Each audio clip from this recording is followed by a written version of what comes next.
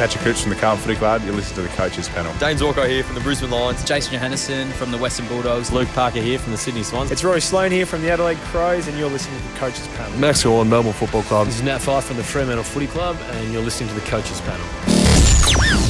Hey friends, you got MJ from the Coaches Panel. I hope you're well.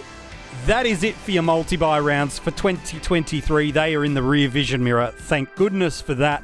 And now for the next 9 weeks, all it is survival of the fittest in some formats where you're real skinny on trades, while in others, it's the aggressive manoeuvres. It's the coaches that have plans in place to survive out of the buys. We're going to really see some interesting moves. Want to talk Patreon questions. Of course, if you want to become a Patreon, all the details are in this podcast description. I want to talk fixture analysis on this episode. Got to look at the downgrade targets and upgrade timing cadences and plans that we've got in place.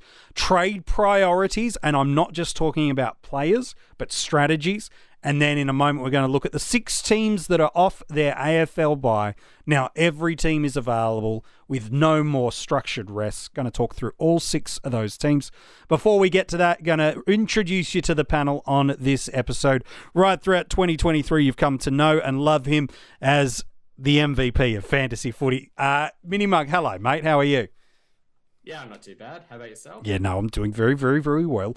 And Rids, hello, mate. An absolute pleasure to have one of the fellow co-founders of the panel on yet again this episode. You didn't even build me up. Sorry, here we go. Here we go. The winner of 2022 AFL Dream Team, the initial... which no one plays. Shut so up. I'm trying to help you.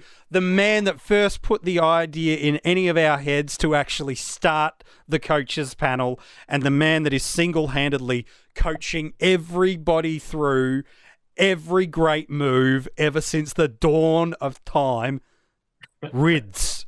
So that's a nice way of saying I'm old. You said it. How are you, mate?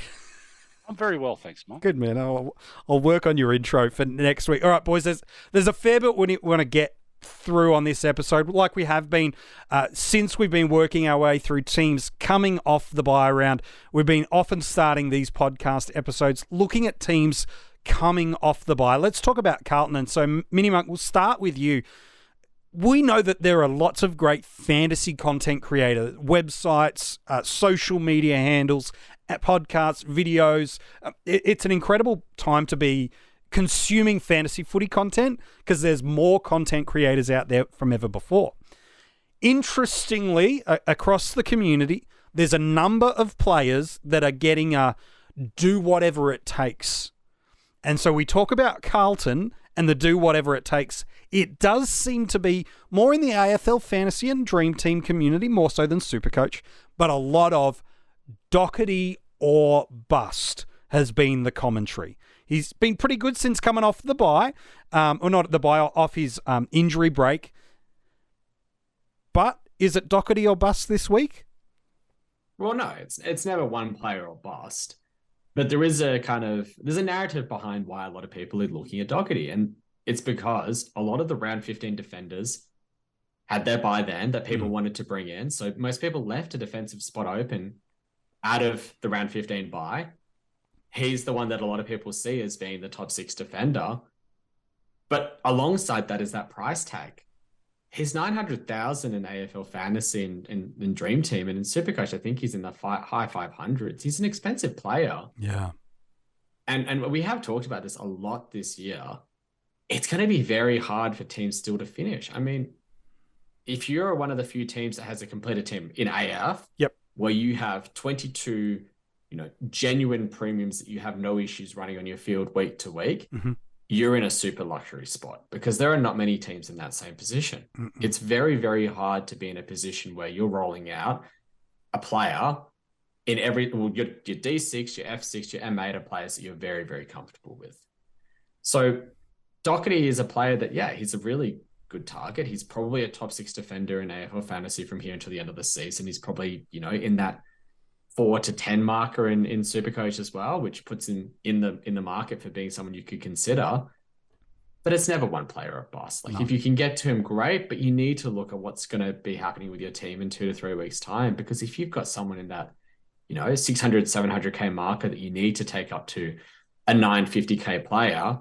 And this week you're burning the last of your cash on your bench. Like say you're trading in a Humphrey or a Johnson and you're going down to a 200K player and you've got none of the cash left on your bench, then you're bleeding yourself dry in order to just make one upgrade, but you're shooting yourself to I never get the saying right. You're just ruining the rest of your team in the process. Yeah.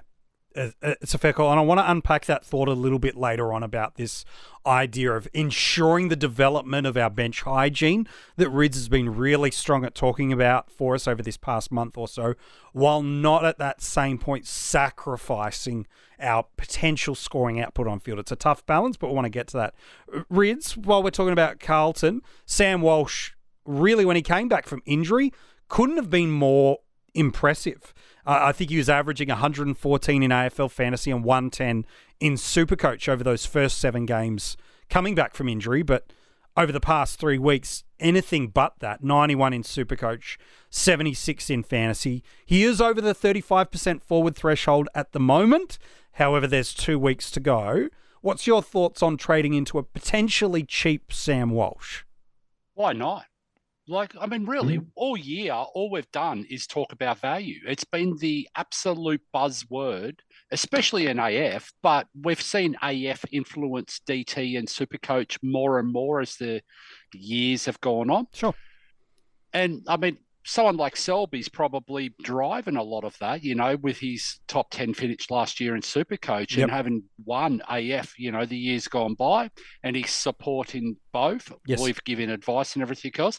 So, you could see the influence that happens, Rodio, when it does flow through the ranks. But why not, mate? We're talking about a guy who is, in essence, really 110 guy across the formats when he has that role. I know that role is the question mark at the moment, but when he has that role, and he's representative of value all day, yeah? Yeah, absolutely he is. Well, if he doesn't have that role, what's going to happen? Forward stats. He's going to get DPP. Exactly. He's going to probably be in the market. He's going to be close enough to a top 6 forward. And, they've got a pretty decent run home. Yeah. You look at it after, this week they've got Hawks at the MCG. They've got Freo at Optus, who aren't too bad for inside and outside players. Port Adelaide is probably the one game that you could say is hard. But then it's West Coast, Collingwood, who are becoming a bit easier for inside midfielders to score against. Yes. St Kilda, Melbourne, Gold Coast, GWS. It's not something that you really want to turn your head at. He's definitely a player that can be a top 8 mid. And if he's a top 8 mid and he can get forward status, his price tag, it's worth taking the punt on. And we're talking about a guy who hasn't really sucked all year. No. I know he hasn't hit the expectations that we all expected, but he's still averaging triple figures. Yeah. We're not talking about someone who has absolutely been a shocker pick. No, he's, like I said, in that first 6-7 weeks when he came back from injury, he's premium territory numbers. People bought into him not just on the hope of forward status at round 12, but they saw a guy that was delivering 110 across the formats, uniquely owned. And I think you're both right. There is an absolute narrative that he can do it, not just because he's done it this year. We've got 2 or 3 years of data previously. Yeah, but let's remove Walsh from the conversation. Sure. There's 2 or 3 people that fall under the same conversation. Look at the captain of the club. He won the Brownlow last year. I wanted to talk about him too. Absolutely. Let's have a conversation around him. He's representative of crazy value at the moment. We're talking 600s in AF. That's his crazy value, yeah? We all jumped on this guy at the start of last year doing that. And, we're talking about a guy who has looked a lot better in his last 2 outings. Yes. Now he's had the bye. He's obviously been carrying something. There's been something there.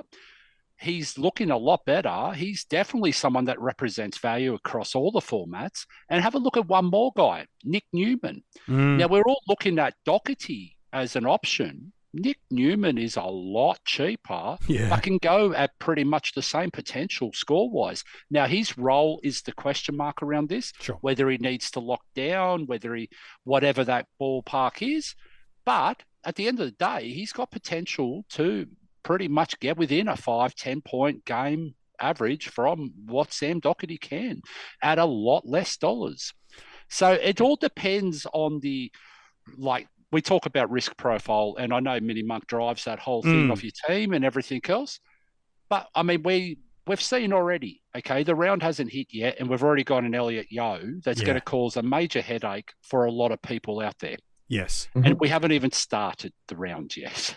So if your risk profile is you've already got Elliot Yeo in your team, but he's your number one risk, and that risk, unfortunately, was a bit of bad luck and it hasn't paid off, why not go looking at a Dick Newman type or someone like that who carries the same risk, albeit different kinds of risk? Yeah, sure. But you're not investing a lot of cash to get to a Sam Doherty in that instance, are you? No, I think it's a really good point. I know some might be intrigued on Sard in SuperCoach. I'm not sure I could advocate for that when I think there's probably some better options, not just coming off the bye, but that we know that are available through there that have a little less unknowns about him. But historically, he's been there. Last one, before I want to jump off MiniMonk, Adam Chera's probably had more SuperCoach pop big scores. Like, I think, since round 6, he's had 3 scores over 130 in fantasy and a bunch of other 110s. SuperCoach 4 since round 6 over 130, and then just the 1 score under 96. He is at a pricier point than a lot of the other value that we're looking for. But I suppose my question is this.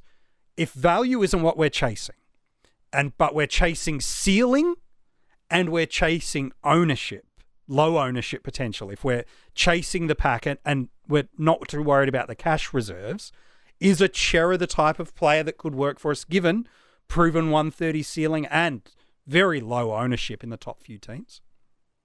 Yeah, I mean, he is, because you just have to look at him to see that he's the one who's actually gotten the role, and he's gotten the bump with Walsh being out, and he's got the CBAs. We know that he has the outside game because he developed that at Freo and he's been using that at Carlton. I mean, they weren't afraid earlier in the season to essentially rotate him back to put Doherty into the midfield. Those two rotated. They started doing it in the preseason, and then they did it a couple of times during the year. I think it was the GWS game where Doherty played the entire second half in the midfield, and Chera was down back for the entire second half. Yeah. So that allows him to have access to the marks. It allows him to have access to the tackles because he plays inside midfield. And, we talk about that magical marker where you need to hit to be a premium midfielder, which is, about 10 combined marks and tackles. Yeah. You look at those 130 games. He had 8 against St Kilda. He had 16 against the Eagles, and he had 11 against the Lions. Yeah. Even in the last few weeks, he's been averaging, 10, 6, 8, 9. He's in and around that marker. But yet people don't want to go there because you look at the likes of Doherty, who you think is going to be a top 6 defender. People are more interested in someone like Walsh. Sure.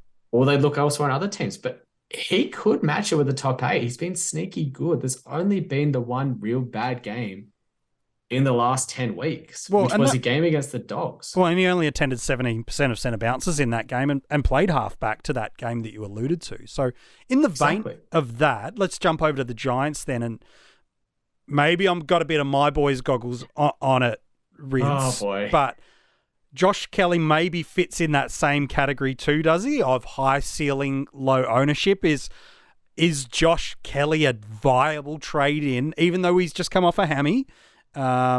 What's your take on Josh Kelly, Rids? Not yet. Oh, MiniMonk's jumping in. Okay, not yet. Not yet. All right. We need to see something more. What is that something we need to see? We need to see him not parked on the wing for 80% of the game. Yeah.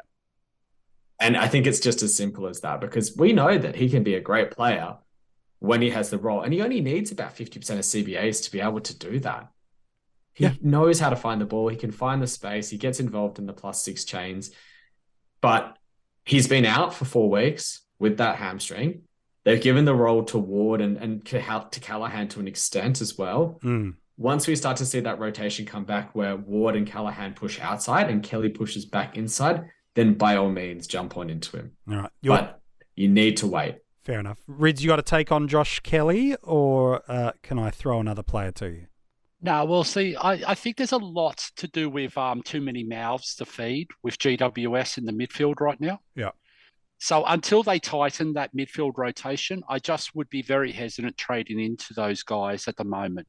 Because like Josh Kelly isn't cheap across the formats. No. We're talking low, mid 600s. We're talking 900s in DT. And AF, Yeah, he's not as cheap as what you would think he should be at the moment for someone who's had that disruptions through the year so far. Yeah, no, that's fair And enough. their run also isn't that great. Like if you were wanting to jump on, you'd be wanting to jump on now when their matchups are actually good. Yeah, correct. Melbourne and Hawthorn are good matchups for inside midfielders. But then after that, Adelaide's bad. Gold Coast bad. Dogs is ugly. Sydney's okay, but Port Adelaide's ugly. And they've got Carlton in round 24 to finish the season. And who knows what that as well will be, yeah. So I'd be saying, MJ, everyone's probably got a piece of Tom Green in their team. I was about to ask him and just going... A large percentage has cogs. Yes. Like maybe people have traded into an Ash, into a Himmelberg, into Whitfield. a Whitfield. Yep. Okay. I mean, Briggs, potentially. Yeah. How many of these GWS mouths can we fit in the one completed team is pretty much it. Like, tough. I mean, they're not really the world's best team. They're not the worst team by any means, but they're not a team that's going to absolutely dominate where you can have 4, 5, 6, 90 plus averages for the season. So it's going to be a bit of a challenge trying to determine who it is. Yeah. Right? And we're looking at it right now, okay? So just in DT and AF, we've got 6 pretty much averaging 90 or better for the season across GWS scores. And one of them is Kieran Briggs. Yeah. And I mean, it's just one of those ones. You have to be pretty confident at that price tag that Josh Kelly is going to go at 120 for the remainder of the year. And I think with the draw that MiniMonk just called out, it's probably optimistic to say the least. Yeah, they got 5 going over 90 in SuperCoach. Toby Green's the unique one in that one. But yeah, other than that, it's Green, it's Kelly, it's Cogs and Briggs through there. Yeah, so that's why I'd be hesitant. I just want to see. Is that the same with like a Whitfield who probably more in AF, he's been okay. He hasn't had the basement scores where he's been punished for some of his ball use. Is a separate discussion because you can't trade into him because he's suspended this week. Yeah, so, correct. I mean, you can trade out of him, but then you wouldn't want to trade back into him. It's like an Elliot Yeo, he's that risk factor player. You can only really have, and we spoke about it just recently, you can only really have 1 or 2 of these types in your team. Otherwise, your risk profile of your team goes through the roof. And that's where you get really, really, if you've got a Mitch Duncan, if you've got a Himmelberg who's got a roll thing, if you've got, these other types, you're really starting to really get to the point of, wow, this could go bad really quickly. Yeah. Okay. Fair enough. But let's just talk about that quickly because you want to take risks on players that have shown the ceiling in the past. Yes.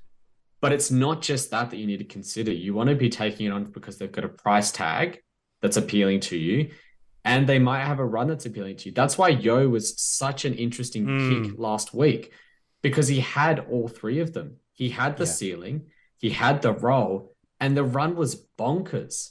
Had Sydney, St Kilda, Brisbane, Richmond, Carlton, North Melbourne, Essendon. As an inside midfielder, it was just a disgusting run. And so even as a if he was playing off half back and chipping the ball around, it was still a great run to have. So you look at someone like Himmelberg and you think, right, he has the price tag, yes. We're pretty confident he has the role. I'd say that he does. I think so too. I think that they've shown enough that they're going to hold it. But the run isn't there. Yeah.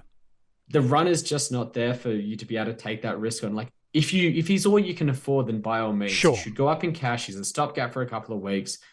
Play it off that. He's your ticket to a Sicily type in a month sort of thing.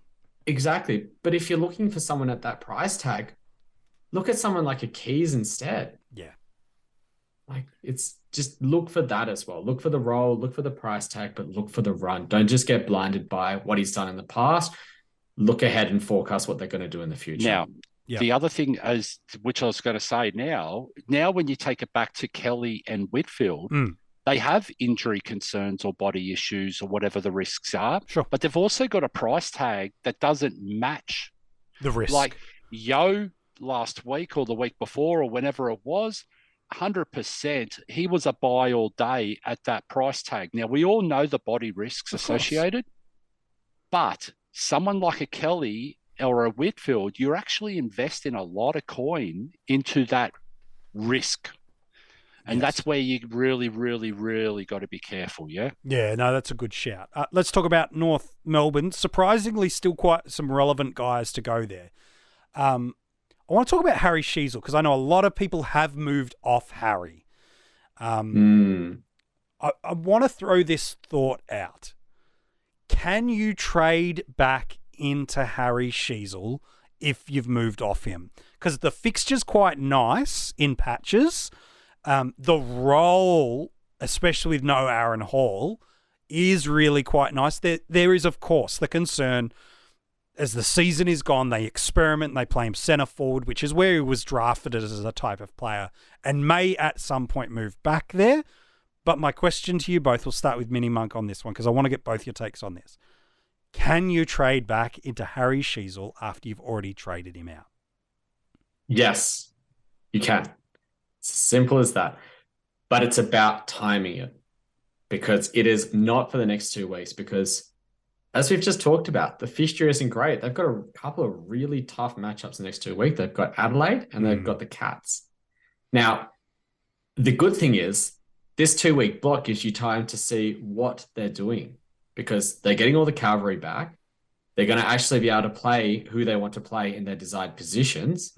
So we get to see what the role is for Sheasel, and we get to see, is he the designated kicker off halfback, taking kick-ins, getting involved in the +6s? Is he an inside midfielder?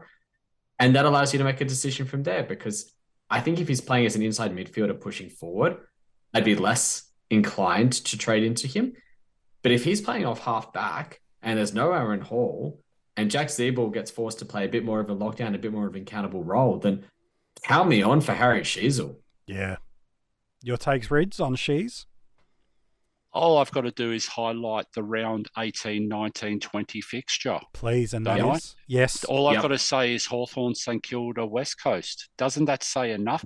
Now, there's a caveat there. West Coast have been so poor that they can't get the ball into the forward line. So any defender against West Coast, it's almost a bad matchup. Well, just ask Jake Lloyd owners, people that went into Blakey as a unique. Like, it's not because the role wasn't there, it's the ball wasn't.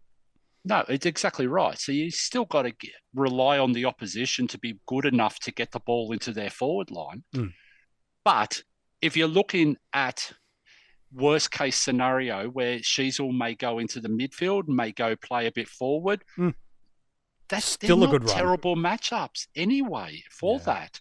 So, I mean, you sort of, so I'd be more happy going into another name that you're probably going to mention soon, but I won't preempt it. Oh, okay. I'd be more happy. Ben Mackay, let's talk about him.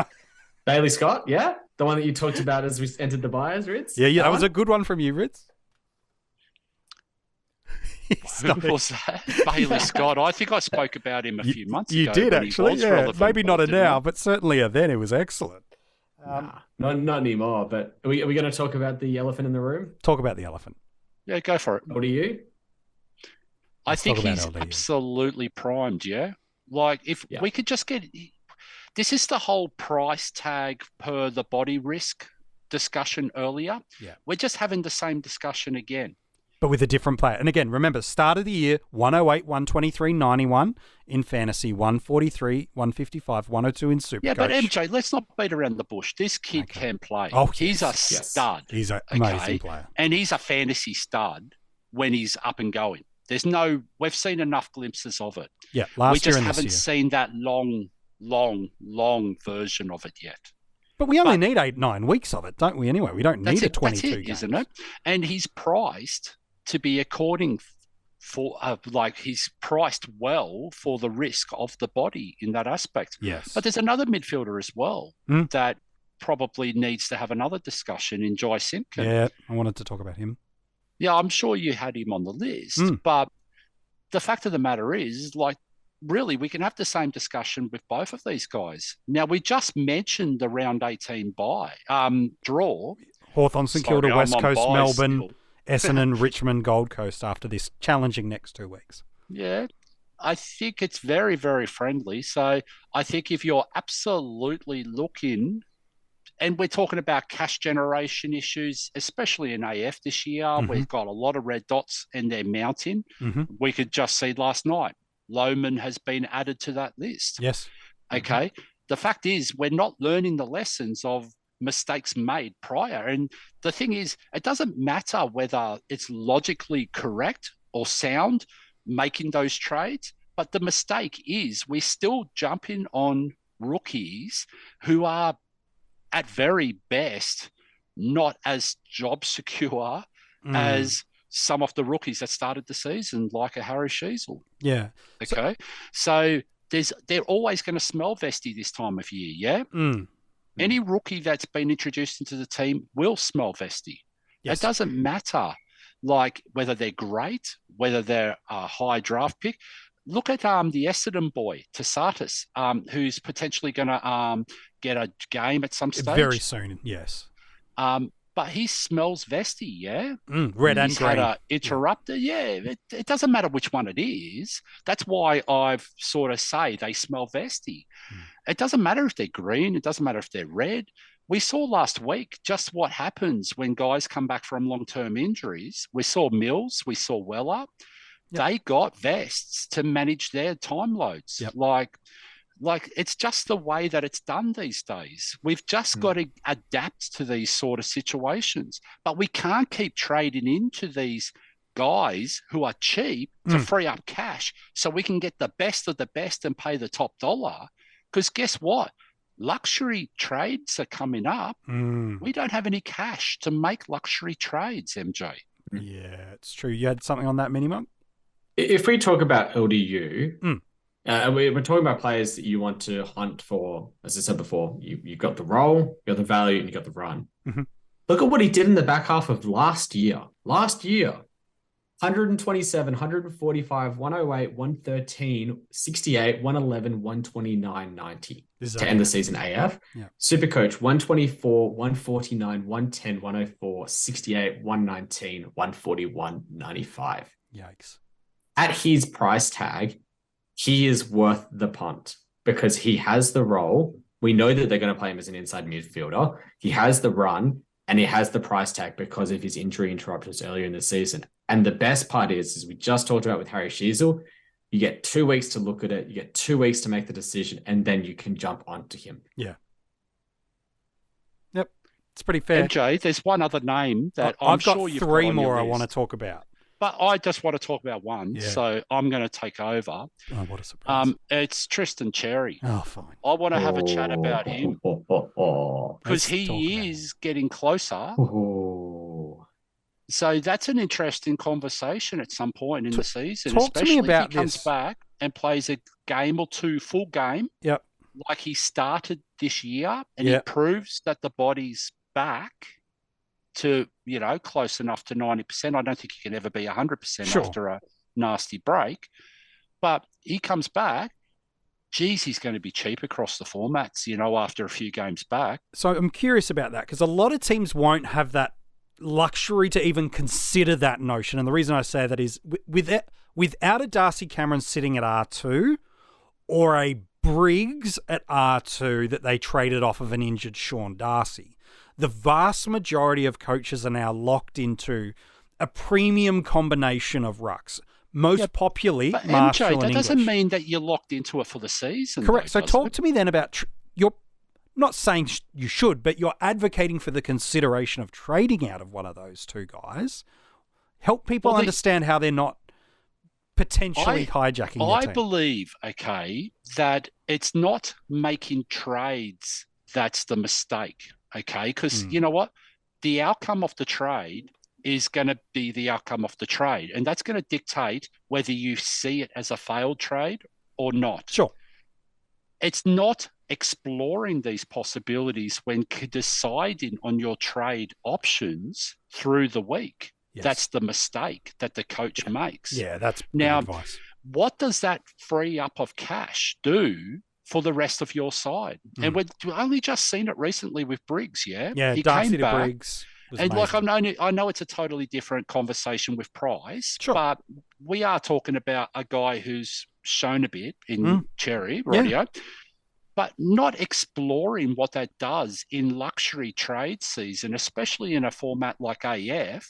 Like, who knows what that does for you? You might actually be able to really get a great 22 on field, and that might mean that a Cherry is your R2 for this time being, but it doesn't have to be for the rest of the season. And one of my biggest mistakes I'm seeing in AF particularly is people are using old school DT, SC thought process and looking for the best of the best for the rest of the season. We only had a conversation probably 2 months ago. Yeah. I don't believe that there is a season-long keeper anymore when it comes to AF. Yes. Agreed. Because it should be about the blocks of the draw which best suit your player that you're trading into. Now, let's look, and I'm going to throw out a thought process here. Sure. And it doesn't matter if people agree with me or not. No, you're opening up people's minds, which is fine. Radio, but I mean, there's another B word, but I won't say it. Thank you. But, less editing for me. Thank you. The fact is, okay, this might be sacrilegious, but a Zach Merritt, a Marcus Bontempelli, why not trade out of these guys at very top dollar? And we spoke about it with Goulden a couple of weeks ago. He was priced at 116, averaging 109 for the season. Yeah. Like, there is a world that you're trading out of these guys at high price value and trading into a guy that is every chance to be able to match that output, yeah? Well, and in a year where cash generation is very challenging and a lot of people have rightly or wrongly culled their bench deeply, it still is this way of maybe making that 100, 150, 200,000 you need to be able to build a stronger hygiene of bench along there too. Correct. And they're the tactics. And this is the cool part, yeah? Every week is a new start of a new game. Yes. Radio. And people have to start realizing that in this fantasy world that we live in, that it's 24 weeks, small games within a bigger game being played. So if you start thinking of it like that, that means every week you start again. You go in and you explore what you can do with the cash. You explore the options. You explore the trade opportunities that you have week to week, because we know how quickly things change, yeah? Yeah, that's true. Yeah. So if we look at those two that you've mentioned, which were Bontempelli and Zach Merritt, one of them is a very clear trade-out target if you own them, of the two. There's one that's coming into probably the hardest 4-week stretch of fixtures you can get for an inside midfielder. Yep. It's Zach Merritt. Yep. If you're a non-owner, is Port, you've been Adelaide, waiting. Geelong and Bulldogs, by the way. Yeah. If you're a non-owner, you've been waiting for him to go through this block of fixtures and praying that his average goes from 110 down to about 100. If you're an owner, he's a top dollar. Yeah. He is 2K shy of $1 million. And he's over $1 million DT. He's over $1 million DT. And I'll say it nicer, okay? Because I know MiniMonk's probably not as nice to say this. Oh, here we go. But if you're a Zach Merritt owner, and if you're a Zach Merritt non-owner, right now the non-owners are hoping for the owners to hold him through this stretch. Yeah, absolutely. They don't want you to trade him. They do not want you to maximize the cash out of that, okay? That's the least of their problems, especially people in contention like we know MiniMonk is, okay? As a non-owner, he's going to tell people, you hold on to Zach Merritt, you trust your premiums, you do this, okay? Because guess what? He wants you to, okay? But the fact is, he's 100% correct in saying that. And that's the point that people need to get their head around. If you've got that massive commodity of cash in one player, and you don't think their output for the next 4, 6, whatever weeks it is going to match what they're priced at, guess what? They're tradable, yeah? Yeah. Yeah, I mean, there is every world that he still remains a top 8 mid from here until the end of the season. Yes. It might just be that you don't see him as a top 8 or even a top 15 mid for the next 4 weeks. Yeah. But that's the beauty of AF. Just because you've traded out of a player doesn't mean you can't trade back into them. Yeah. If you want to get back into Merritt, then do it when his fixture opens up at the end of the season. Sydney, when he's got that West block Coast, North. of Sydney, West Coast, North Melbourne, GWS, Collingwood. Yeah. It's just about, as Rid said, it's about looking at those blocks of fixtures. It's 1 week, sugar hits okay. Look at the blocks of fixtures that players are coming into, because that should be dictating who you're trading in and who you're trading out of as well at this time of the season. That's good. We want to move off some North Melbourne guys. Simpkin, we alluded to. A lot of people probably prioritise Mills ahead of Simpkin. Is that how you guys are kind of seeing it? As appealing as he might be for a block, Mills is kind of trumping a lot of people's priorities. And I don't think that's a wrong mindset, by the way. So I think that's where most people kind of go. Mills is still owned in a decent portion of the community. I think it's more about trust, MJ. Okay, what do you mean by that? So we trust that when Callum Mills is in that team, that he's going to have some sort of output unless something unforeseen happens. Sure. Do we trust Jai Simpkin to get those run of games that are required to make the points and to make the cash associated with that point? Yeah, probably nowhere near the same, no. So that's the difference in it. Even if the price is comparable, the trust is there, MiniMonk. And even despite how bad Mills was, quote unquote, to start the season, if you remove the game last week where he was subbed out essentially late in the third quarter and was already on managed minutes anyways, and the injured game, his lowest game in AF was a 75 against Port Adelaide. Yeah. And then aside from that, he didn't drop below 80. And you know what his price tag is coming into this week? He is priced at 80 points. Yeah. 80. And in SuperCoach, and if that's his floor, very, very similar. You take those two sub games, those two red-vested games out. He's gone 97.8, even with the positional ups and downs, and there's some 120s in there. So I think it's a fair shout. And the other thing with Mills, and I'll just quickly talk about Mills for a second, the longer that game went, the more mid-minutes he got until he was subbed out. So he's building in. And I know people say, oh, well, his draw's not great, coming up. They play Geelong this week, who often beat up on the Swans. Sure. But the fact is, he may have been managed through that game last week, that 130-goal flogging, to get to this game, to be cherry ripe, to have a full game, to try and impact and get a win for the Swans against Geelong. So, I mean, we just don't know where this goes, But if he scores 100 this week against Geelong, his output is a lot more than what his price is. That's true. So on Mills,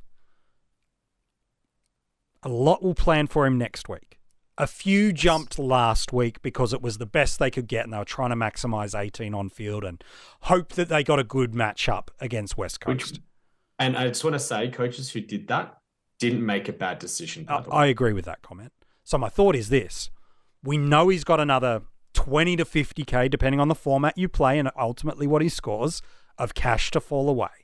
Can Mills still be a trade-in target this week, even though the matchup against the Cats isn't super favourable? Of course he can. I mean, Ritz just mentioned it. MiniMonk needs to say the most favourite term of the year. Oh, Come on, say the team specific. Oh, team specific. There it is. Yes, yeah. But if Ritz just mentioned it before, if he goes at 100 and he's priced at 80, he's outperforming what he's priced at. Yeah. If he drops 10K, then so what? You don't really care about that cash drop because you're ahead of the curve. You can then focus on the next value play you want to pick up next week. It might allow you to trade into the player that everyone's going to be wanting to get in 2 weeks' time in James Sicily. Yeah. It allows you to get a different player in between now and then. Yeah. It's of course you can trade into him. It's team specific, as Rids wants me to say, but if you're not looking at it this week, then you're doing yourself a disservice because he is definitely a player that should be in consideration this week. You make 300K going from Merritt to Mills this week. Oh, don't say and there is absolutely every chance that they score the same this week. Oh, every chance. Kind of love that. So if you can do something with that 300K, you can put it on top of someone like Elliot Yeo and probably reach Sam Doherty if you wanted to do that. That's much more appealing than a Chesser to a Mullen type trade. that I'm seeing It people do is. those dinky little $50,000-$60,000 moves in AF. Yeah, which is It's just- confusing me, MJ. Those sort of moves have confused me for the last 5 years, and they're confusing me even more now. Yeah. We've seen some rubbish sideways, like those little, I don't know what trades, they don't really add value. They don't really improve your team. They're not really freeing up cash. No. They're just, I don't know whether the term wasteful trading is a word, because again, it's all team specific on what you can do on the other side of it. Yeah, sure. But they just seem wasteful, yeah, like from a high level. So how is that not improving bench hygiene, trying to, and using names like a Chesser, a Bergman, like guys that really don't have much money on top of them? It's a bit different of a Weddle or a Mitchell. How is it? You're not actually, improving the cash gen opportunity. Yeah, right. And you're not improving the output potential. You're not improving the job security potential. Well, it's not really maintaining. They're just sideways trading dead rook to dead rook, like stalled cash gen rook to stalled cash gen rook. And you just don't want to be doing that. Like Sheldrick a couple of weeks ago has proven to be absolute money earner, yeah? Yeah, but he was a dead cow he for has much of the year. Yeah, exactly. He was a dead cow. So sometimes circumstance changes in the team that allows someone to get an opportunity to become a cash earner. And when you see that change, that's when you jump on them. And I know I was a little bit reluctant at first with Sheldrick as well, saying, oh, well, there was no Parker, there was no Mills. How long's it going to... But sometimes you just got to just take this cash opportunity and for a smaller stretch of time and go, you know what, he is going to make 200,000 in the next 4 weeks. Let's go jump on him and take that money. Yeah. Why let everyone else take it?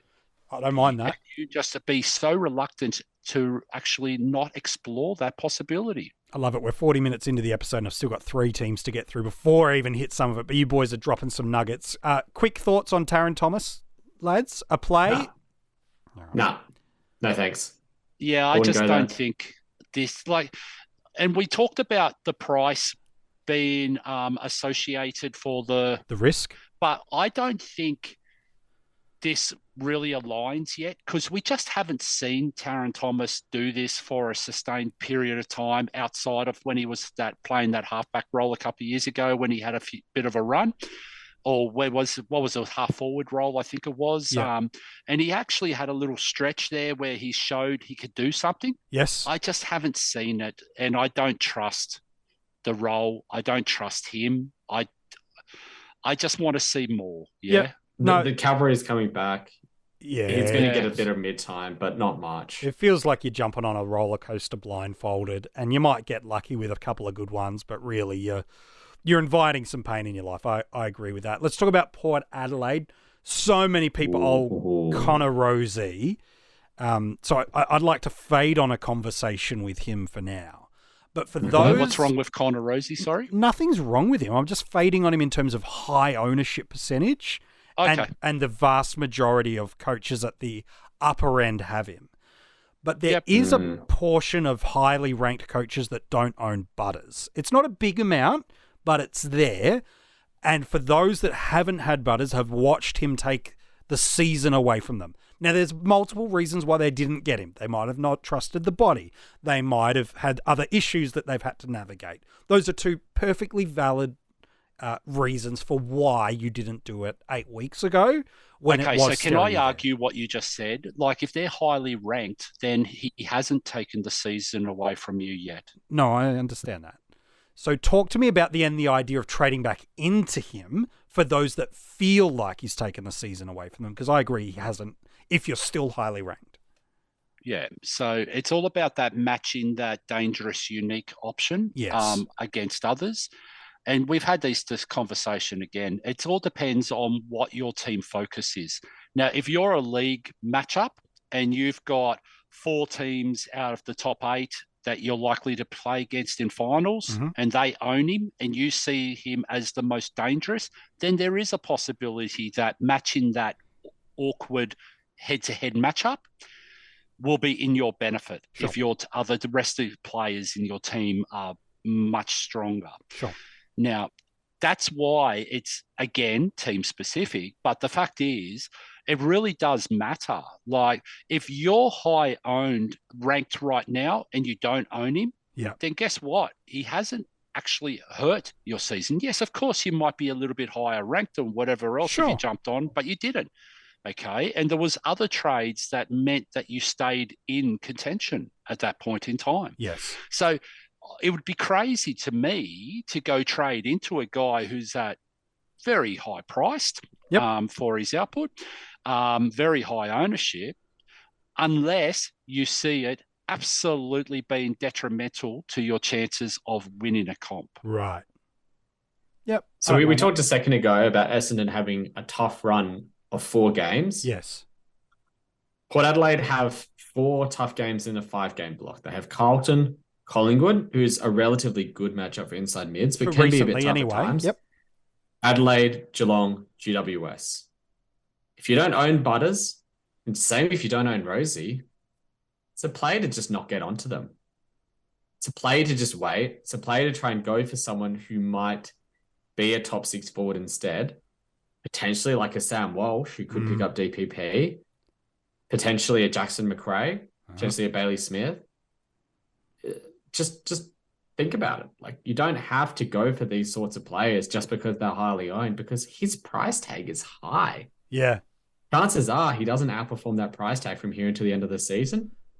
Find the value. Find the other player that's going up in the price. Yep.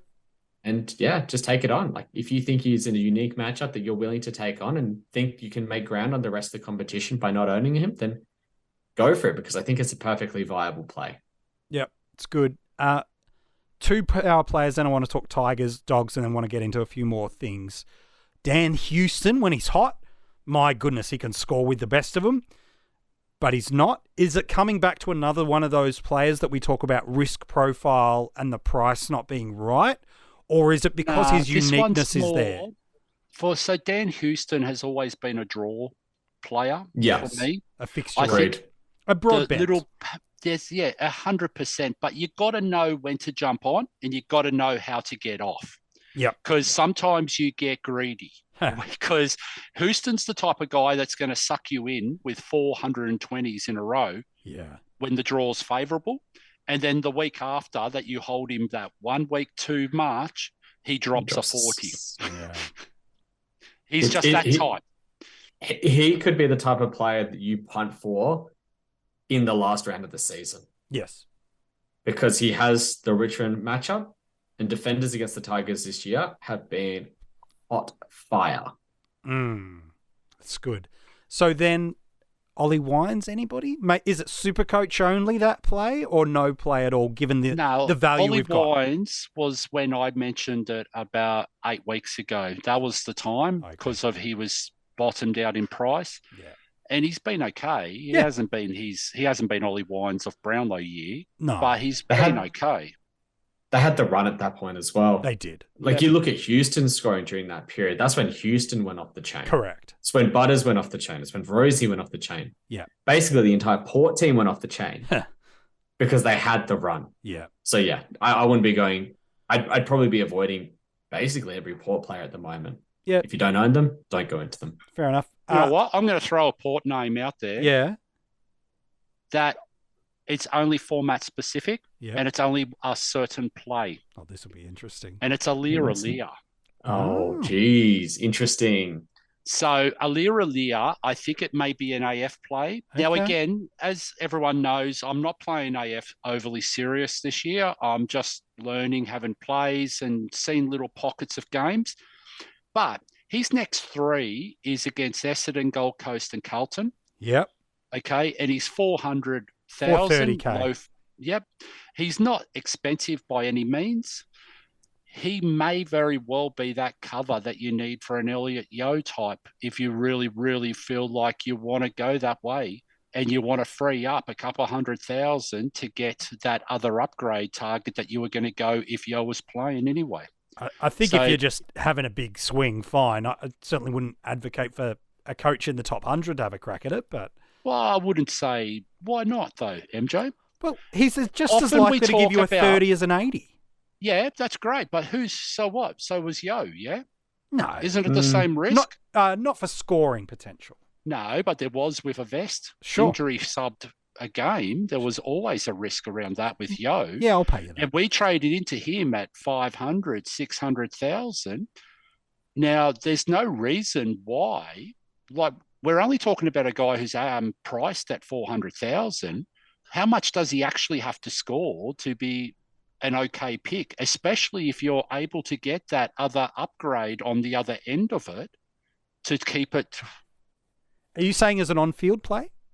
Just why not? Why not loop it though? You've got, let's say if you've got a Wilmot who plays Thursday night. Sure. And you've got Yo, and let's say Wilmot, you put him as the E, okay, at your D7. Wilmot's going at 65, 70, 75 week in, week out at the moment in that role. Yeah, he's going well. Let's say he goes and pops a 40 and you need to free up 200,000 to make sure you get the guy that you really want to upgrade to finish your M8. Let's say it might be a Mills. It might be a whoever, okay? It might be a Cripps against Hawthorn this week, okay? Why not explore it at the very least? I'm up for the explore conversation. I agree. Yeah, well, Alir did go 84 against Geelong only 2 weeks ago. He also hasn't gone over 70 for the rest of the year, but that's fine. No, but he is priced at the risk. 400,000, yeah? Yep, I agree with you. I am a big fan, and that's why I wanted to have that conversation there and not just poo-poo it, is sometimes in the community we hear a voice give us a different thought, and because our immediate response is no, we don't actually have the conversation to at least listen and hear. Because it might not suit you. It might not suit your 100% agree. And again, it's why I didn't be like, shut up, we've got to get to Richmond. It was, I think it's important for the community to not just have that. No, Aaliyah, next question, MJ. What we do often, okay, we look at a name and it's Aaliyah, okay? Yes, and we go, oh no, he's not fantasy relevant at all. But guess what? He may actually be for a 1 or 2 or 3 week period that allows you to actually better your team. The combination. In another position. Sure. It's got to be a combination. It's always been a combination, MJ. We've been preaching that for years, yeah? No, definitely we have. No, all right. Yep. That's helpful for us. Let's talk about the Tigers. I'm fading Taranto just because... It's fair. If I faded Rosie, I got to fade Taranto as a conversational piece. There's a couple that are here. Jaden Short, at time of recording and heading into the match, has currently 50% defensive time on position according to champion data. So barring McWalter throwing him 100% through the mids for the next 2 weeks, and even then, he's probably done enough now to pick up defensive status. So the question is, Jaden Short, do we trust the scoring and the role, knowing that historically, when he does play half-back, he can be as good as any other defensive premium we've got? So I 100% trust the role. You do trust the role? Because McWalter is the factor. It's a new coach. Yeah. And that's all he's played since the new coach has been on. Yeah. So why wouldn't we trust the role? No, it's not like we're talking about Liam Baker, who's played certain different roles throughout that McWalter reign of coach. Short's only played one role. Halfback. Pushing up. Yeah. I trust the role. I just don't trust the scoring. Sure. And that's fine. And when he gets DPP, that becomes a different conversation. Yeah. But if you're trading into a pure midfielder now and wanting them to be a top 8, he is not going to be a top 8. Yep. Pure and simple. He will not be a top 8 midfielder, but he can definitely be a top 6 defender. And I think this is where the difference comes with someone like him and someone like Walsh. Yep. Because if things go right for Walsh, we know he can be a top 8 midfielder. Yes. But even when everything's aligned for Short, his ceiling of the average is probably about the 105 to 108 marker. Yeah. Brisbane and Sydney are the next two too. Yeah. And you can get players at a similar price tag who have that 110, 112, 115 ceiling for a patch of 5 to 6 games. Yep. So again, round 18 draw, West Yep. Coast, Hawthorn. Yep. Melbourne, Western Bulldogs, St Feels Kilda. like a good time to jump on. Yes. Feels like a nice, if you don't have the cash or want to jump on a particular other premium defender around that similar vein of time, that maybe, just maybe, if you're looking for something a bit, hello boys, a little different, maybe Jaden's your boy.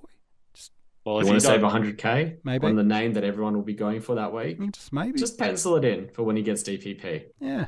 Yep, just pencil it in for that. That's the key. Yeah, you just wait for him to get it, because we thought Gawn was going to get forward. We thought that Walsh was going to get.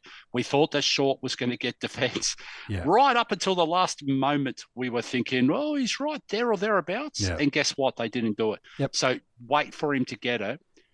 But I tell you now, he has every chance to match Doherty with that draw on the way home. 100% agree with And that. let's put it to a name. He's every chance to match Sicily Yes. for that run home.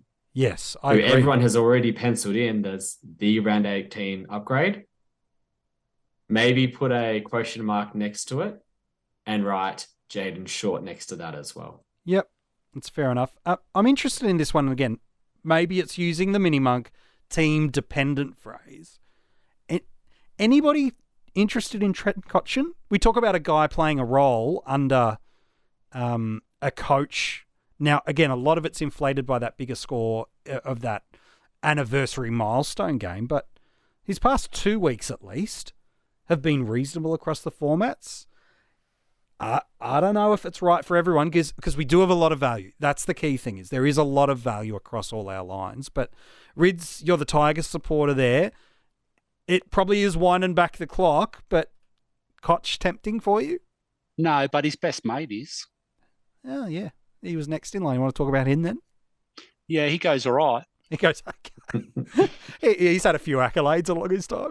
I'll just say 1 or 2 or a million. Yeah, every year. But, he's been pushed into the midfield. Now, the thing is, there's a caveat. I Yes. wouldn't go and buy him now. Yes. Not Are this you waiting week, for the role? because For the fixture? I want to see his role be maintained with Hopper, with Taranto, with Prestia. Yeah, Prestia's Same out, thing with Hopper's back this Cotton. week. I know that. But, I know you do. It's for others, mate.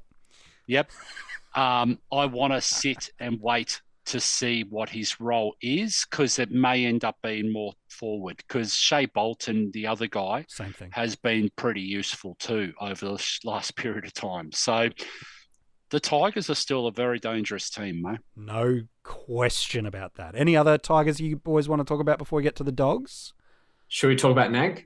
Yeah, let's talk about Nank. He's probably the unsung R3 of the year. Yeah, fair shout. He has been so good. And if it wasn't for Missing a Marshall and English being just that tier above, and it wasn't for Nank having missed as many games as he did in that middle stretch of the season, Yeah. he could have been the ruckman that we would need to consider, because he's been phenomenal. Amazing. He's had 2 games below 100 all year, which came against Draper, who's about the most restrictive ruck going around, Yep. and against Marshall, who's also a pretty restrictive ruck. He is priced at $900,000 in AFL Fantasy. If you want to make a pod play and trade out of a ruckman and into another, he is a viable alternative to take on the crowd. It's a very risky one, but it's definitely a play. Yep. I like it. I've got one more name. Yep. We've mentioned him way early in the season, and it's Dan Rioli. Yeah. Now, he's just had a rough 4 or 5 weeks. Yep. He's probably dropped value across the board. Now, again, it's a watch and see, but his price tag is getting to something very attainable across the formats in the next 2 weeks. So just keep an eye on that when the fixture opens up a little bit at round 18. Yeah, I like that. You look why his form has gone down. It's not that he's been playing a different role, because he's still been playing the same role. It's because the matchups have been rough. In that stretch, he's had Port Adelaide and Freo, which are 2 restrictive matchups for half-backers. And he had the Saints, who can be a friendly matchup, but he probably got a bit of attention in that game. The only other one is the outlier in that is the GWS game, but that game was weird game. Very weird game. Yep. So you think about the weather in the Freo game, it was torrential rain. You think about the ground with GWS that plays a part at times for the running halfback.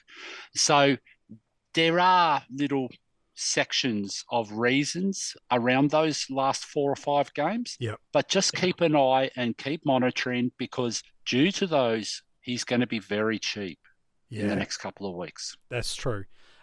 Let's fly through the dogs again. We're almost an hour in. In fact, are now an hour into the episode and still are on the team reviews. So that's all right. Want to work through them. Let's talk about the dogs. Bontempelli. Rids made this statement about people paying so much money for the guys at the top of the tree early on, and some of the potential pain that can come with that. Then referenced one player specifically, that in Zach Merritt, that is right at that top price point, but fixture-wise isn't there. From a Bulldogs perspective, it's not as disastrously restrictive. It's Fremantle this week, and then just over the next 3 weeks, it's Collingwood, Sydney, Essendon. So, okay, not horrible, but not amazing. My question is this. For teams that aren't in contention, that don't own him, is he a play? I feel like I'm going to get the same answer, but I want to throw it out there anyway. And then, so maybe Rids, you can answer that, and then MiniMonk, for teams that are in contention but don't own Bont, is he a play for you? We'll start with you, Rids. Teams out of contention but want to get to Bont, yay or nay? I wouldn't be paying the price tag at this point in time, because I don't see the output matching the price tag at this point in time. Yep. But that's just my opinion. Now, he's likely to come out and average 125 over the next 4 weeks and make me look like an idiot. Good luck to him. And you know what? If you're going to go and you believe that, then it's well worth paying up the dollars to do that. Well, that's more for just you've hated that over the past 15 weeks not having him, and you're like, you know what, I just want to enjoy the game. And that's a different process altogether. But we all saw what happened. We all jumped on Andrew Brayshaw directly after the bye. Yep. And 100%, the kid is a stud. There's no questions about that. But there may have been better valued options around at the same point in time. And I'm thinking of a Lockie Neal, just thinking outwardly. Yep. Like some people might have been clever enough to have been able to get both of them at the same point. Yeah. But the thing is, these are the little bits and pieces that we actually have to start looking at your team as a whole. Yeah. Is that 150,000 you're spending to get that must-have guy at that point in time? Is it going to impact your team moving forward? Yeah, that's a good shout. So, MiniMonk, then, if you are in contention, and I'm talking about rankings, but you could probably say the same for leagues. It's the same mindset. Mm-hmm. Talk me through what you need to be able to justify the tick off of I'm going to spend the money to get Bont. There has to be a really good reason why you're spending that much money. Because, man, I think he's about the third most expensive player in AFL Fantasy, and I think he is the most expensive player in SuperCoach at the moment. Yeah. He's been good, especially in SuperCoach. He's been very, very good. In AFL Fantasy, he's had 2 ceiling games, I'd say, for the year. Yeah. There's been twice it's really hurt you. Yeah. And then a 158 against North Melbourne. Now, if you think that was his ceiling game last week, a week before, then you want to wait. But if you want to, if you're a top 10 team in AFL Fantasy, let's say, and you're the only team that doesn't own Bontempelli, negating that might be an option. Yeah. Going against it's also an option. Yeah, both the plays. But it's all about what you can do in the combination. But all I will say, and I feel like this might have been the theme of the show, look at the run of games, because there is a run of games that you will want to own Bontempelli for. And if you're in contention, you almost will need to own him for, because if you don't own him for that stretch, he can take your ranking away like that. So, and I'm talking about round 20 to 23. Round 21, 22, and 23. Yeah. When he has Richmond, Hawthorn, and West Coast. Yeah. And just pencil him. You look at the fixture, but then also look at the ladder.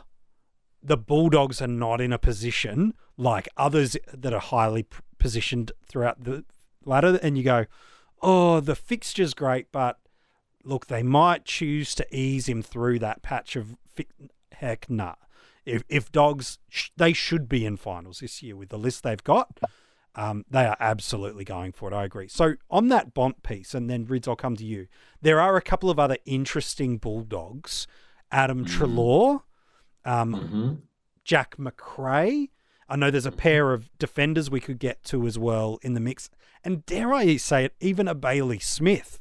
We look at this fixture of guys that historically we know all three of those guys can go 110 plus standing on their head without even thinking about it. They're different positions. There's a mid and a couple of mid forwards there. Are any of those three appealing to you in the back run?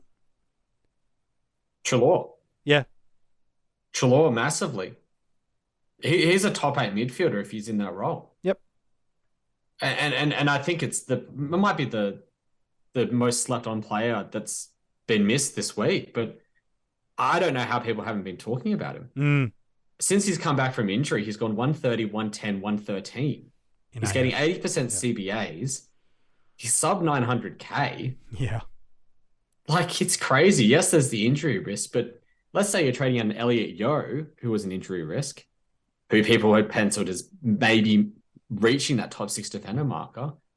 Treloar's an injury risk, but he has that 115, 120 potential that you need to take on a player like that, because if he runs at that 80% CBAs for the rest of the season at his price tag, he could match Bontempelli. Yeah, I think that's a really We've seen it before. We know he can rack up the pill. He's done it at the Pies. He did it at GWS. He's even done it at the Dogs since he's been there. Yeah. You want to take a risk on, take him on. Yeah, well, there's not many more guys in SuperCoach that are in more form than him. He's gone at 130 in the last 3. So, again, in that format, it's there. So, Rids, so MJ, this is an interesting discussion that flows on from that right now. Please. Is ownership. Yes. When does that become dangerous to have low ownership, with a risky type? Sure. Compared to when we should be trading into guys with lower ownership of a risky guy that others won't be. So if you're in contention right now, what you're trying to do is play a straight bat. Yes. You're trying to play it as straight as you can until that point in time comes where then you can go more unique and look for the ceiling guys. Yeah, hit the timing for your ceiling. Got it. But let's think about it from a league's perspective. Sure. These are the types that you should be looking at because they have the potential to go on great runs and no one's going to go and invest into them. And you're likely to come out and win your league and have bragging rights for the rest of the year if it comes off. Yeah. So that's why I'm saying it's an interesting discussion, yeah? Yeah, I think that's a fair shout. 6 weeks ago, I think if we're looking back in a way back clock, we're seeing Caleb Daniel and we're seeing Bailey Dale. Not just because Johannesson goes missing, but we're seeing these two guys have some underwhelming starts to the year for a variety of reasons, some positional volatility, some changes in that Dogs back line. I think we're going to... Let's not forget, it's not just JJ. Okay? No, I agree. I think there's a lot of... There's another Ed Richards factor. I agree. Yeah. So he's 2 to 3 weeks away. 2 is the earlier, 3 is the latter. Because I think JJ's still a month plus away and Ed is 2 weeks away. Can you trade into either of these boys now knowing those cavalry moments are coming? Or is it now in 2 weeks' time they become guys that, much like the merit conversation, again, format dependent, team dependent, we look at topping out because their past 6 weeks, both of these boys has been excellent. It's 100 plus across the formats. I think since round 7 in AFL Fantasy, he's gone, this is Caleb Daniel, 107.7 and 117.5 in SuperCoach. And Dale's been 100 plus in SuperCoach and DT over the past 6 weeks. So are these guys now ruled out because of that? Yeah. Yeah. I think it's about their price, yeah. They're just too much now with that lingering risk coming back soon. And it's only potential at this point in time because we don't know how it's going to happen. Yep. They may come back. JJ might end up being a small forward again. Yeah. Ed Richards might be pushed To the wing. Like, who knows what Bevo does? He might even ruck him. Like, who knows what he's going to do, yeah? But the fact is, these guys aren't at that price point of where they were 6 weeks ago. Yeah. You know? We're talking about guys who are 800, 900,000 plus. In AFs, 500 plus in Supercoach, yeah. It's just too much, yeah? Like, at this point. I mean, what did we just talk about with Bontempelli? The fixture block. Yeah? Yeah. We're talking about a couple of guys, and I'm going to actually throw McRae into this mix as well at 900K, because I think when, you know, JJ and Richards come back, it actually affects a lot more of the mix than just where Daniel and Dale are. I think it also affects where McRae is. I think it affects where Bailey Smith is. Yeah. So we wait. You wait for the price tag to come down, potentially. You wait for the roles to settle. You wait to see what happens. And then if coming into round 21, they have the role, the price tag's more appealing, then you jump. But you just got to be patient. Yep. MJ, entering this year, if I said to you there'd be 3 Bulldogs that averaged 100 or better for the year, would you call me nuts if I didn't include McRae or Baz Smith in any of those 3? In AF and DT? Yeah. Probably, yeah. Yeah, that's what we're seeing right now, yeah? Yeah. There's 4. Yeah. There's 4 averaging over 100. In AF and neither of them is McRae or Baz Smith. Which is insane. I was Just bullish crazy. on McRae in the preseason. That's why were. I said 3 was because I wanted to highlight it's actually 4 with English. Like, you're 100% correct. Yeah, that's true. And like when we say the names out loud, like this highlights the Treloar, how good he's been, yeah? Like we're talking English, we're talking Bontempelli, we're talking Libba, who hasn't had a word spoken about him all year. Yeah. And now we're talking about Treloar, who seems to be the new Libba. Yeah. I just think people have lost their mind because we're so focused on the big dog, the one in the room that everyone wants. You know, it's that mem that I was talking about the other week. Yeah. Like we always seem to get stuck focused on one. Yeah. But there are actually other options out there. Yep, it's good.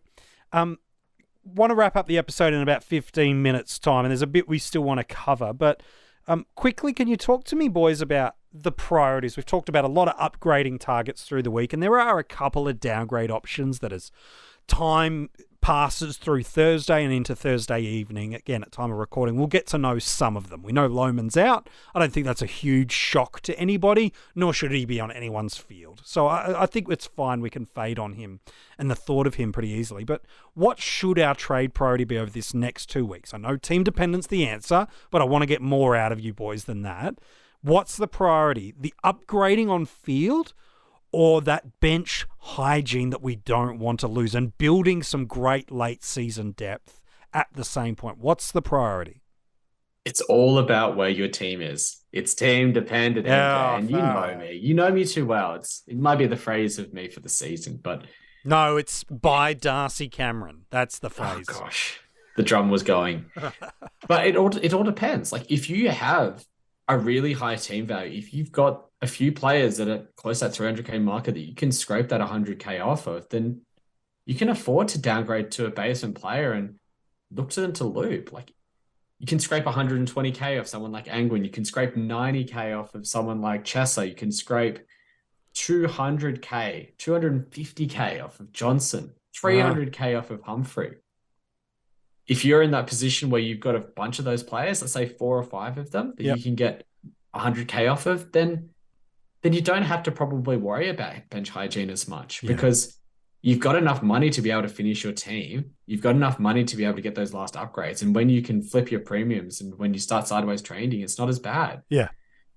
But if you don't have that luxury, if you've only got Humphrey, Sheldrick, maybe Johnson, and everyone else is 250K or less. It's the Chessers, the Lomas, the Davies, the Roberts, the Juries. You have to consider where that last little bit of cash comes from. Because if it's the 40K this week and you take a haircut, let's say you go for a Sam Walsh instead of a Doherty, save 30K, allows you to get onto someone like a Elijah Hewitt.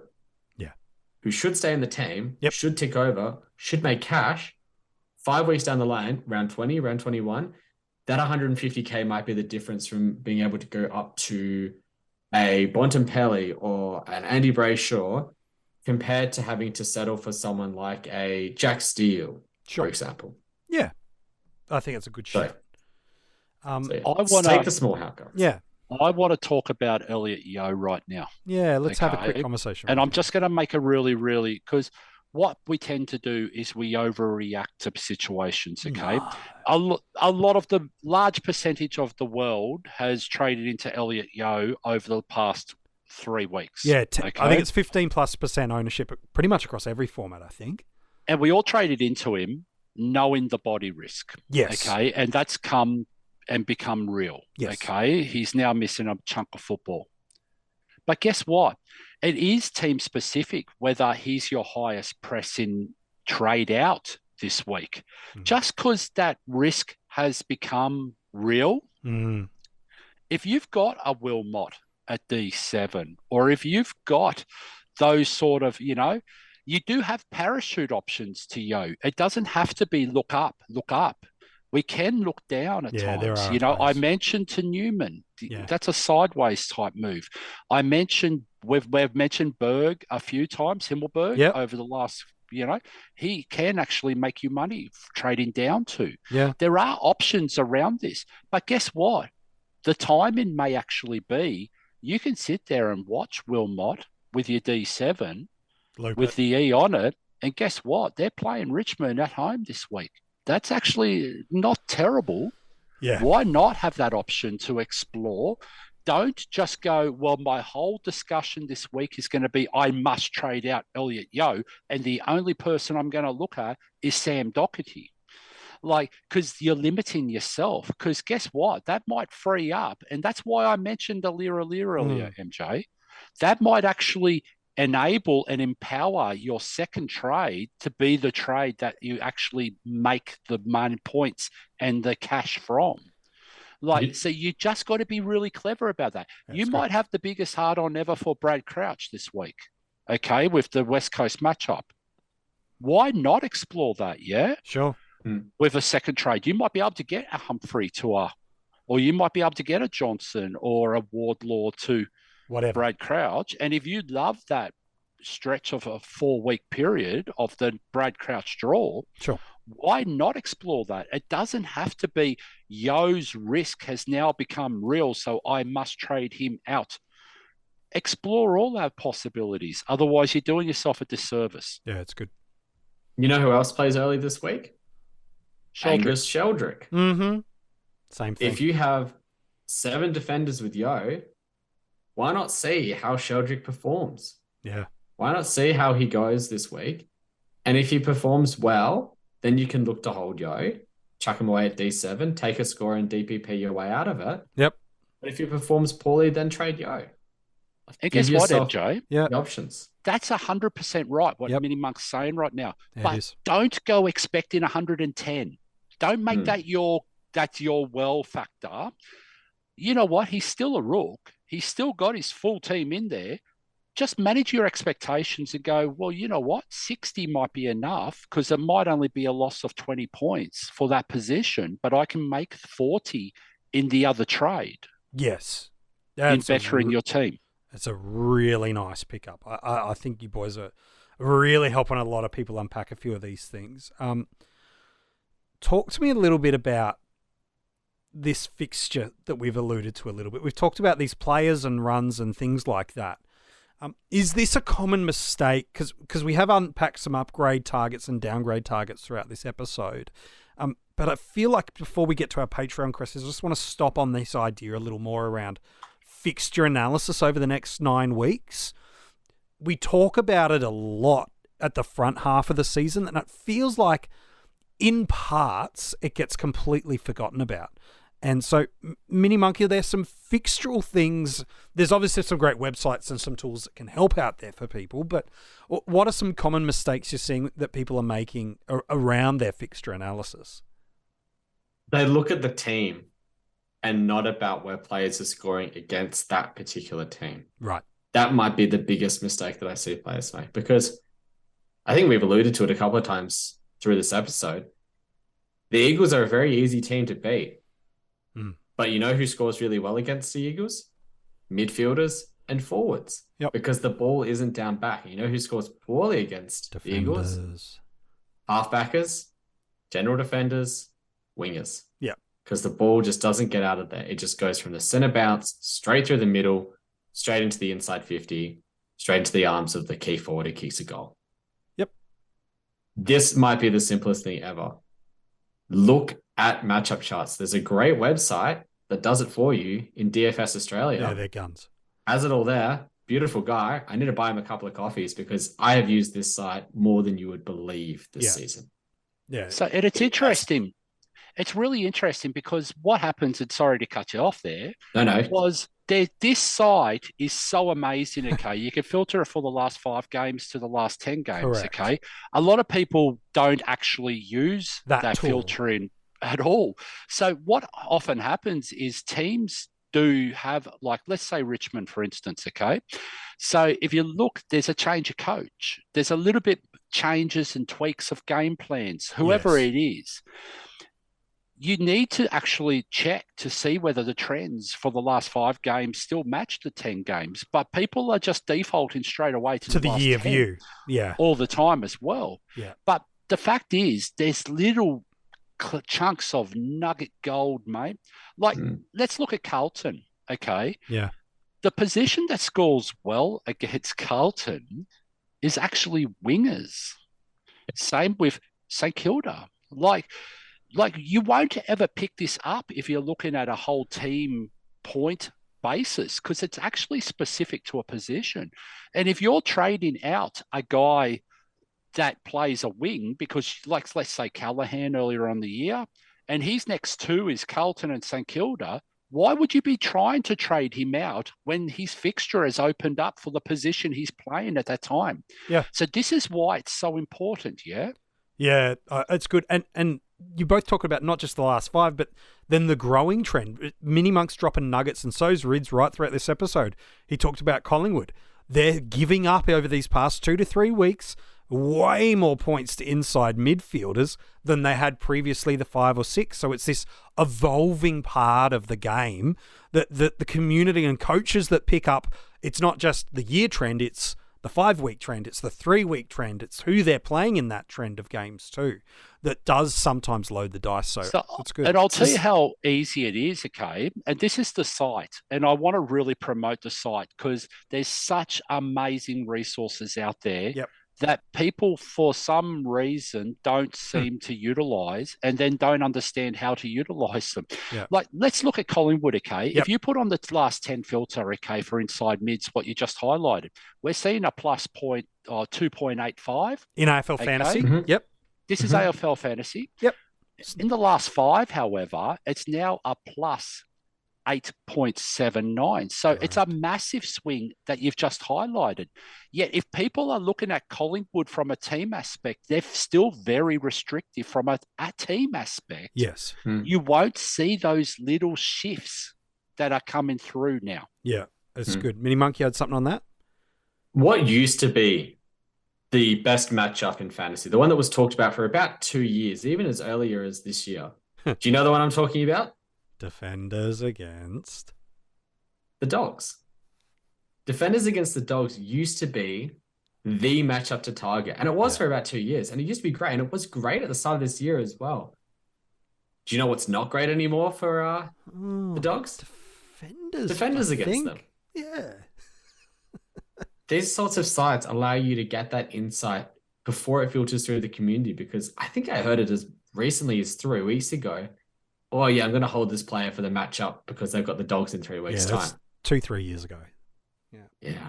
That's good. It's just, it can help you pick up what you might be thinking and seeing before you actually know it and before the rest of the community does. Yeah, it's good. You put that together along with what a team is doing, a role change and a price point.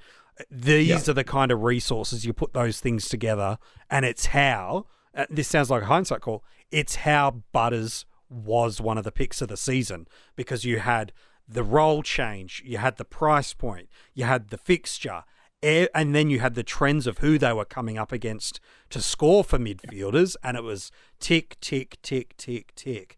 These are free resources. Buy these lads some coffee, seriously. I would almost rather you support them than buy our Patreon. Now, buy our Patreon. Do the research yourself, yeah? That's it. And they don't tell you what to do. They give you the tool, and then it's up to you to apply. And then you go in and you look at it, and you see the data yourself, and then you take from it what you need to take from it. Correct. Don't just listen to a podcast and do what someone and it might says. be a CP podcast. Because guess what? Our interpretation or translation might be off, and then all you're doing is repeating that over and over and over again without actually looking at the site and the resource and seeing it with your own eyes. Yeah. No, that's a good take. All right, we want to hit our Patreon questions. Of course, we love our Patreons. You can definitely support that if you have loved what you've got from the Coaches Panel in 2023 throughout the year. I'm looking for 30-second answers or less from you boys. We are nearing the hour-and-a-half length podcast territory. This is elite from you, lads. Here we go, some questions. Rapid fire. David has a question for you, Rids. What are the minimum targets we need to see from Mills this week? Is it game time? Is it percentage? Is it CBAs? Is it scores? Or is it just get through the game? Well, just get through the game. But why not just jump on now? Yep.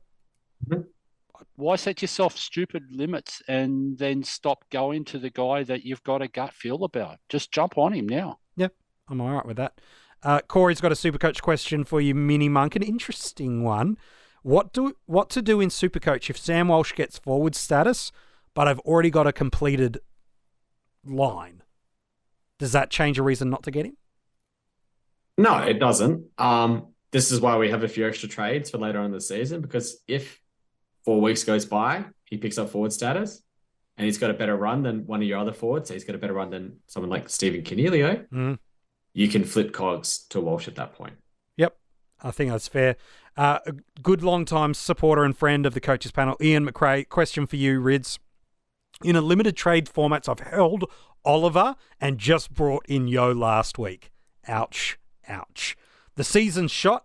Is my best bet now to conserve trades and try to win some finals? Or is it go out in a drug-fueled place of glory? Well, Oliver's such, like we said it a couple of weeks, it's just putrid bad luck. That's all it is. Like, you just can't, like, there's always one of these season killers that presents, yeah? Yeah. If you've held him for this long, guess what? The season's shot anyway. Might as well. You might as well keep him as a unique for the run home. Unless you can absolutely do something with the cash to go Oliver to a lower option and then get Yo to a better option. I just would hold Oliver.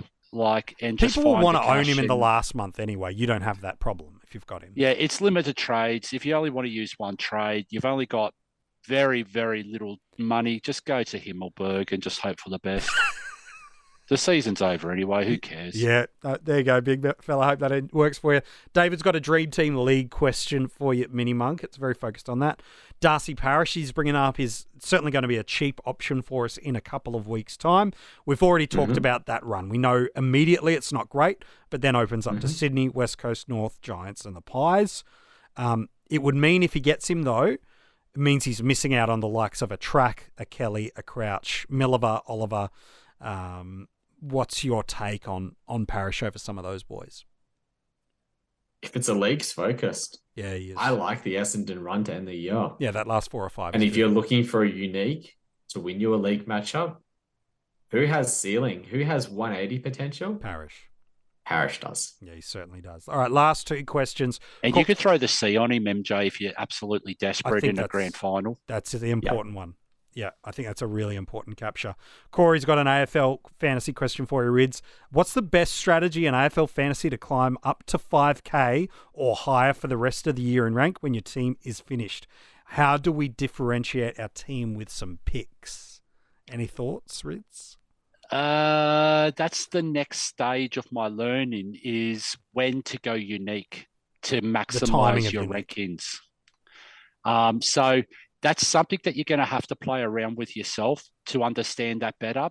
But the first thing you got to understand is to get an understanding of it, you have to explore and do the trades and then be ready to fail. Yes. Be open to actually suck in, because you'll learn a lot more when you suck than when you're actually successful. Let me tell you that. And again, if you're in that 10, low single-digit thousands or the teens of thousands, it doesn't matter whether you finish 15,000 or 5,000 or even 25,000 if it's experimenting and learning, and that's what you're doing at the back end of the year. The reality is, if you do care about leagues, at that point in time of the season, it's all shot anyway. If you're ranking focused, you've got to be in the top couple of hundred. And I've said this before, MJ, I always risk 100,000 per finish to give myself the best opportunity to finish top 100. Yeah, as you should. It's all about your risk profile. Yeah. If you want to take the risk on and you want to climb up the ranks, go for those riskier players. It's good. Last one, we'll throw it to you. James has sent us a message. Best mid to get in AF of the 3 Ts. All right, there's 3 Ts, James. Season's shot. Thanks, James. Track. It's not T, mate, but fine. Track, Treloar, or Titch. There's 1 T, James, but fine, we'll pay it. Track, Treloar, or Titch. Who are you going for, MiniMonk? If your season's shot and you're wanting to take a big punt, I think we just talked about it before. I'd go Treloar. Yeah. I don't think I'd go Mitchell anymore. The run's not great. Yeah. But I don't mind Truck either if you want to be a bit safer. Yep. All right. Fair enough too. You boys have been superstars on this episode. Rids, thank you as always. The 2020 Dream Team champion, the advice giver to the fantasy community of the all-time seasons. I can't hype you up anymore because it sounds trash otherwise. Thanks for being on the episode, mate. Yeah, it's all good though. But have a good one. Yep. Well done. And MiniMonk, as always, a pleasure, mate. Well done. Some banging advice from you on this episode as well as Rids. Thank you back to the man with the magnificent hair. Oh, you can't even get through one stinking episode. Good luck, everybody. Have a fantastic week. We'll chat to you soon.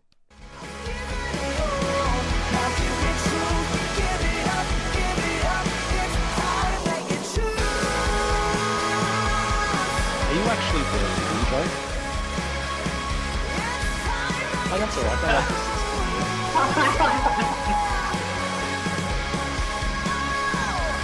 Don't worry, you're in the radio studio. You can actually just edit it and do whatever you do. You know what you're doing. You know what? I'm just going to leave that in the end for some nuggets of gold. If you're still listening to this, you need to get off and get a life. Well, it's an hour and a half episode, isn't it? No one's listening to an hour. Not for the last 20 the minutes. last rubbish. Play it again! I'm just kidding. Have a good night.